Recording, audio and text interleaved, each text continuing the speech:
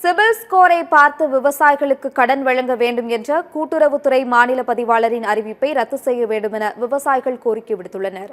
கடந்த 2001ஆம் ஆண்டு முதல் 3 ஆண்டுகளில் மட்டுமே விவசாயிகளுக்கு லாபம் கிடைத்துள்ளதால் தேசிய வங்கிகளில் கடன் பெற்ற விவசாயிகளால் அவற்றை சரியான நேரத்தில் திரும்ப செலுத்த முடியவில்லை என்று தமிழக விவசாயிகள் பாதுகாப்பு சங்க தலைவர் ஈசன் தெரிவித்துள்ளார்.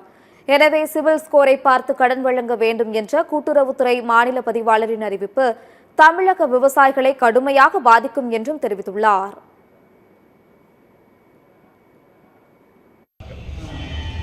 ஏற்கனவே இந்தியா முழுவதும் அனைத்து வங்கிகளிலும் விவசாய கடன்களுக்கு சிவில் ரிப்போர்ட் பொருந்தாது பார்க்கக்கூடாதுன்னு சொல்ற ஒரு கோரிக்கையை வைத்து அனைவரும் போராடி கொண்டிருக்கிறோம்.